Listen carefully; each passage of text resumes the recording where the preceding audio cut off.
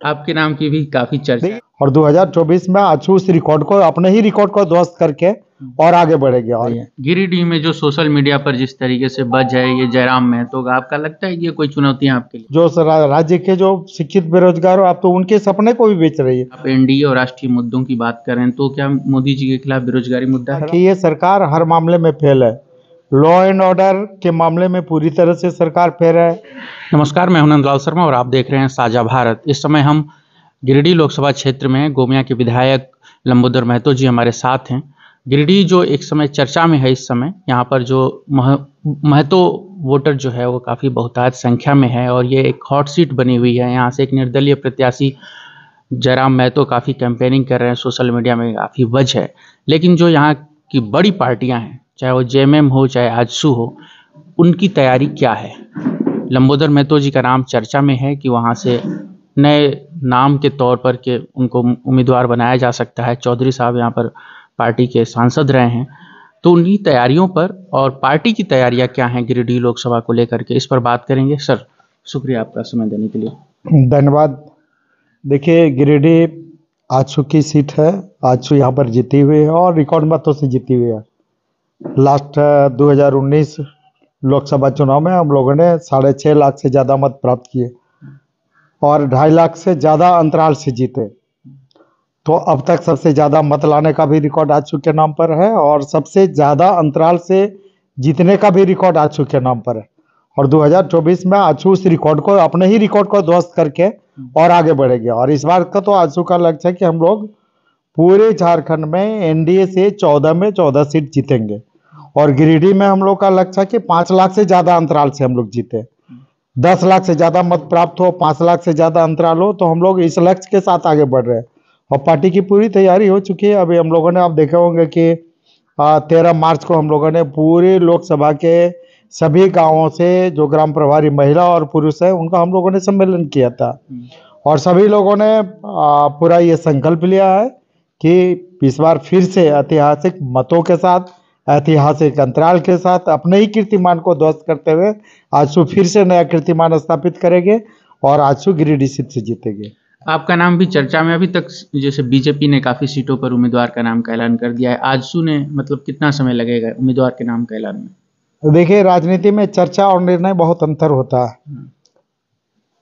NDA तय कर चुकी है, गिरिडीह से आजसू लड़ेगी। अब आजसू का ये आंतरिक मामला है, आजसू लड़ेगी और यहाँ पर हमारे वर्तमान में सांसद है, 2.5 लाख से ज़्यादा अंतराल से जीते हुए हैं, लोगों के बीच में हमेशा रहे, विकास पुरुष के रूप में ख्यात है और हमेशा लोगों के हर सुख दुख में खड़ा रहता है। तो निश्चित रूप से समय का इंतजार करना है। पार्टी विचार करेगी, पार्टी निर्णय लेगी और आजसू पार्टी लड़ेगी और जीतेगी। आपके नाम की भी काफ़ी चर्चा है, देखिए, अगर मौका मिलता है तो चर्चा होना अलग बात है, निर्णय होना अलग बात है। चर्चा, राजनीति में चर्चा होती है, कई तरह की चर्चाएं होती है, तो उस चर्चा का बहुत मतलब नहीं रहता। पार्टी निर्णय लेगी और यहाँ से तो ऑलरेडी हम लोग के सांसद जीते हुए सांसद है, सांसद रहेंगे। आपकी जो मतलब विरोधी हैं, विपक्षी आप उनको कह लीजिए, काफ़ी खतियान और मूल निवासी का मुद्दा उठा रहे हैं। आप लोग लगता है कि ये मुद्दा है एनडीए के लिए, आजसू के लिए?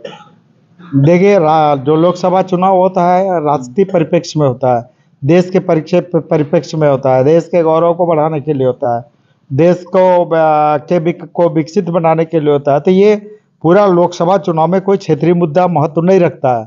करीब 98 करोड़ मतदाता होते हैं पूरे देश में और ये देश के परिप्रेक्ष्य में होता है, राष्ट्रीय परिप्रेक्ष्य में होता है। तो राष्ट्रीय परिप्रेक्ष्य में जो क्षेत्रीय मुद्दाएं होती है, क्योंकि वो तो क्षेत्र विशेष पर होता है, पूरे देश में ये मुद्दाएं हावी नहीं हो पाती है, इसलिए ऐसे बहुत ज़्यादा ये नहीं। हाँ, ये बात है कि जो क्षेत्रीय चुनाव होते हैं, जो राज्य स्तर के चुनाव होते हैं, विधानसभा के चुनाव होते हैं, उसमें क्षेत्रीय मुद्दे देखे जाते हैं और ये लोकसभा का चुनाव तो ये अथाह समुद्र है, पूरे देश और राष्ट्रीय परिप्रेक्ष्य में चुनाव होता है, तो राष्ट्रीय मुद्दा लोकसभा के चुनाव में ज़्यादा महत्वपूर्ण होते हैं। लेकिन सर, ये भी तो है कि चूंकि आपकी जनता 543 लोकसभा सीटें हैं, एक एक लोकसभा सीट की जनता मायने रखती है। राष्ट्रीय मुद्दा है लेकिन स्थानीय मुद्दे भी तो होते हैं। देखिए, हम लोगों का संकल्प है एनडीए का कि हम लोग पूरे देश भर में 400 से ज़्यादा सीट जीतेंगे और वो नारा भी है, संकल्प भी है और उस संकल्प को हम लोग पूरा करेंगे। फिर से मोदी जी के नेतृत्व में पूरे देश में हम लोग मोदी जी के नेतृत्व में सरकार बनाएंगे, 400 से ज़्यादा सीटें आएंगे, झारखंड में 14 से 14 सीटें आएंगे। इसी लक्ष्य के साथ हम लोग आगे बढ़े और इस लक्ष्य को हम लोग हासिल करेंगे। पार्टी जो है तैयारी कर रही है आज गिरिडीह सीट पे, और बाकी जो है जो एनडीए का जो तैयारियां हैं उसमें आप लोगों का योगदान कितना है? देखिए हम यहाँ पर आजसू या बीजेपी नहीं है, यहाँ पर एनडीए, और एनडीए सभी 14 सीटों पर लड़ रही है और सभी 14 सीटों पर लड़ेगी। तो एनडीए का मतलब है कि जहाँ पर आजसू पार्टी का प्रत्याशी वहाँ बीजेपी साथ में खड़ी है, जहाँ पर बीजेपी का प्रत्याशी वहाँ पर आजसू पार्टी साथ खड़ी है। और अभी आप देखोगे कि आजसू पार्टी में सभी 14 लोकसभा क्षेत्रों में जाके जो ग्रास रूट लेवल के मेरे वर्कर हैं, जो गांव लेवल के जो है, हम लोग वहां तक जा रहे हैं, चूल्हा तक में जा रहे हैं और पूरी तरह से एनडीए का जीत सुनिश्चित करने के लिए, 400 सीट के नारा को संकल्प में परिणत करने के लिए पूरे दमखम के साथ एनडीए लगी हुई है और हम लोग जीतेंगे। क्या आप मानते हैं कि पेपर लीक और बेरोजगारी जैसे मुद्दे हैं इस चुनाव में या नहीं? देखिए, सरकार जब से बनी है पूरी तरह से निकम्मी है, पूरी तरह से भ्रष्ट है, बालू लोहा कोयला से वो की चोरी से बाहर निकल नहीं पाई है। अब तो यहाँ पर जो राज्य के जो शिक्षित बेरोजगार हो, अब तो उनके सपने को भी बेच रही है, उनके नौकरी को भी बेचने का काम कर रही है। आप अभी एसएससी का पर्चा लिख दे, 25-25 लाख रुपए तक का डील हुआ, 25-25 लाख लोग कल एक सेंटर से 400-400 लड़का निकल रहे हैं, पर्चा लीक हो रही है। और ये एसआईटी का नाम पर वो इसको पूरे मामले को लिपातोपी करने में लगी हुई है। हम लोगों ने तो सड़क से सदन तक इसको लेकर आंदोलन किया, सरकार से कहा कि आप इसकी सीबीआई जांच कराओ, दूध से दूध, पानी का पानी हो जाएगा। लेकिन सर, बेरोजगारी का मुद्दा राष्ट्रीय स्तर पे भी तो है।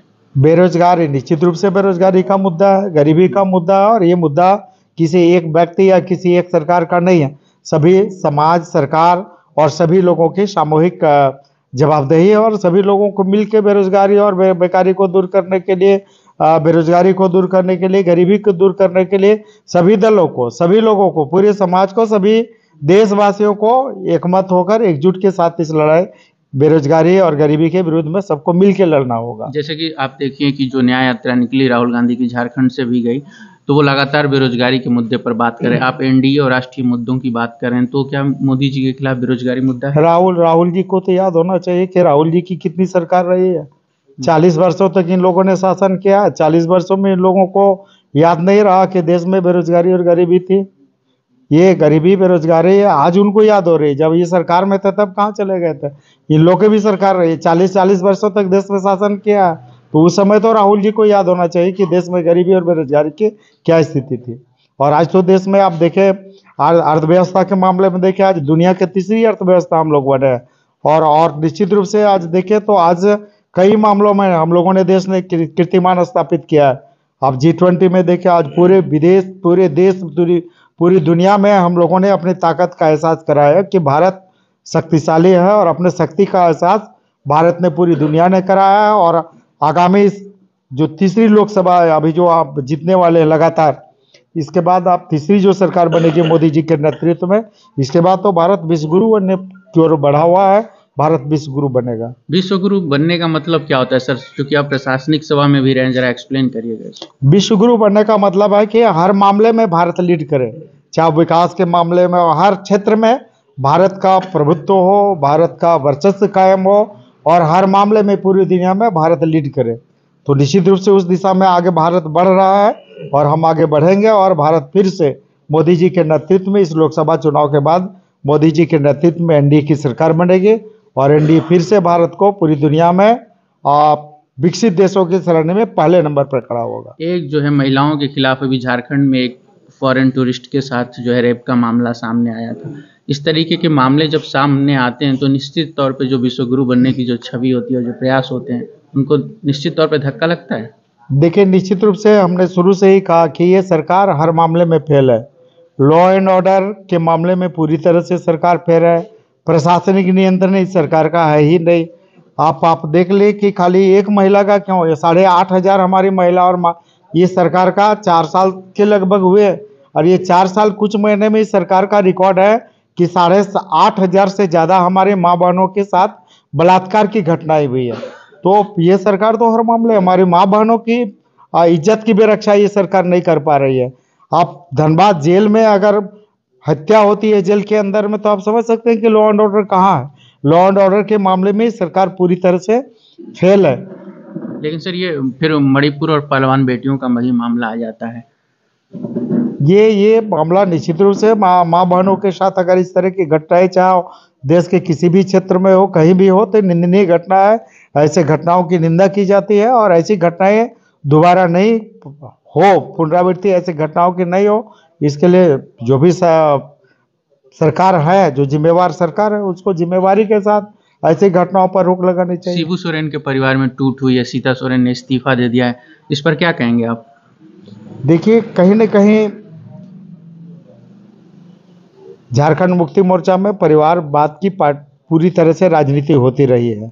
एक ही परिवार में बाप अगर अध्यक्ष होता है तो बेटा कार्यकारी अध्यक्ष होता है, तो कोई विधायक होता है, तो कोई मंत्री होता है। ये पूरे परिवार की राजनीति ज़्यादा दिन तक नहीं चल पाती है।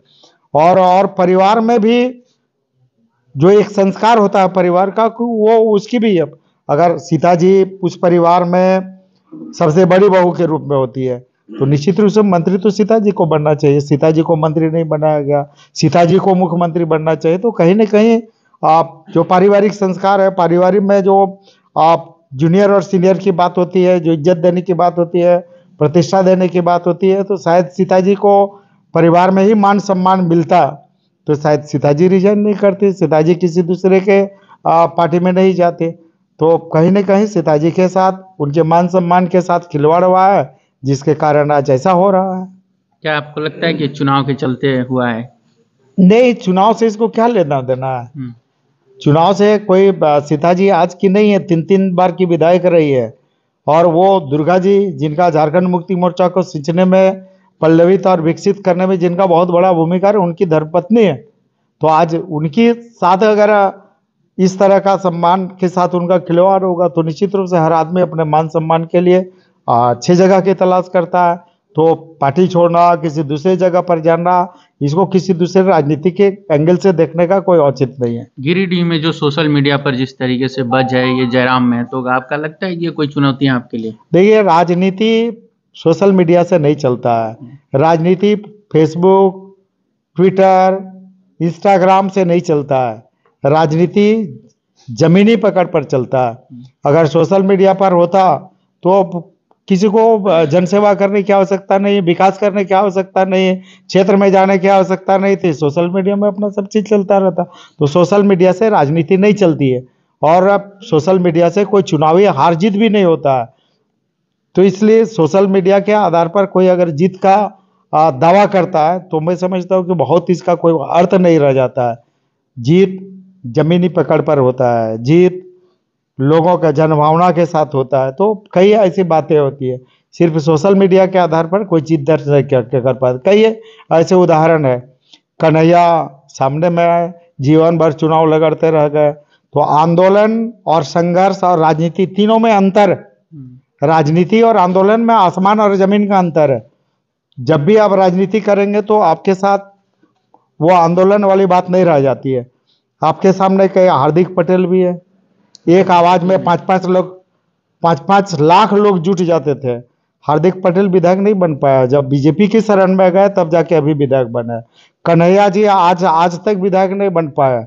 तो इसलिए बोले, संघर्ष राजनीति में आसमान जमीन का अंतर होता है, और सोशल मीडिया से कोई नेता नहीं बनता है, कोई चुनाव नहीं जीतता है, ये सच है।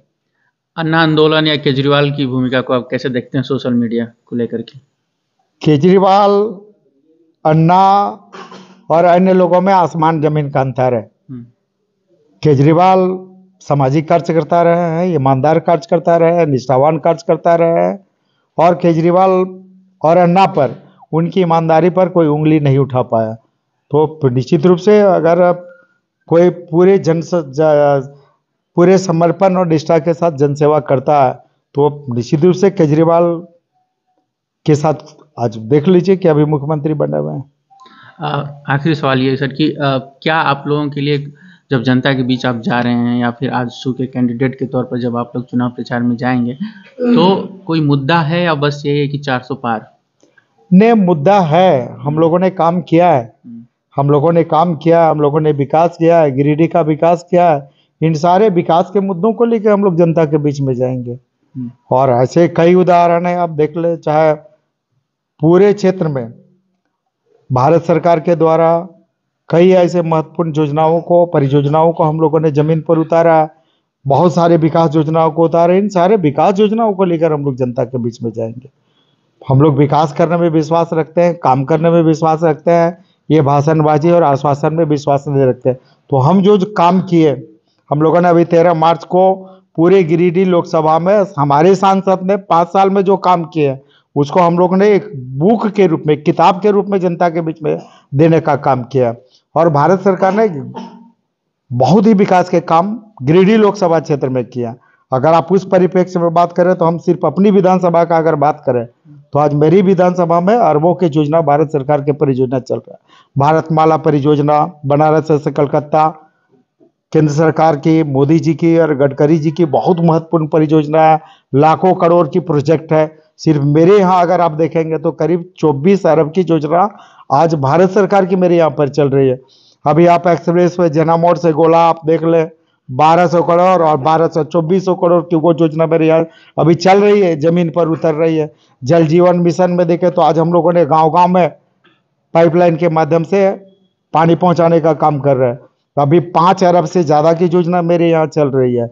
सड़क में आज आज़ादी के अमृत वर्ष में जहाँ आज लोगों को पहुँचने के लिए पुल पुलिया नहीं था, सड़क नहीं था, हम लोगों ने रोड मैप तैयार करके सारी योजना की स्वीकृति करा के जमीन पर उतारने का काम किया। अब डुमरी में हम लोगों ने केंद्रीय विद्यालय बनाने का काम किया। अभी रेल मंत्रालय के माध्यम से आज आज़ादी के 75 वर्ष में गोमिया में आरओबी नहीं बनाया था, हम लोगों ने अभी आरओबी स्टार्ट वहाँ पर कराया है। 4 अंडरपास बनाया है। अब हम लोगों ने यहाँ से दनिया चैनपुर तक का रेल का दोहरीकरण कराया है। दर्जनों ट्रेन जो यहाँ पर रुकती नहीं थी उसको हम लोगों ने रुकवाने का काम कराया। तो आज पूरे लोकसभा क्षेत्र में चाहे वो रेलवे की बात करें, रोड की बात करें, अभी आप देखें डुमरी से जना मोड़ से लेकर डुमरी तक का, इसका भी हम लोगों ने अभी फोर लेनिंग का किया है। 4 अरब 63 करोड़ की अभी जो गिरिडीह बाईपास हुआ, तो आप देख लिया अरबों खरबों का काम हम लोगों ने किया है, विकास का काम किया है। तो विकास के दम पर डंके के चोट के साथ पब्लिक के बीच में जाएंगे और पब्लिक भी डंके के चोट के साथ वोट देगी और आजसू को जिताने का काम करेंगे। शुक्रिया सर। तो ये थे लंबोदर महतो जी, आजसू की ओर से उन्होंने अपनी बात रखी गिरिडीह लोकसभा चुनाव को लेकर। साझा भारत पर लोकसभा चुनाव की कवरेज जारी है, देखते रहिए, जुड़े रहिए। आप सबका शुक्रिया, धन्यवाद।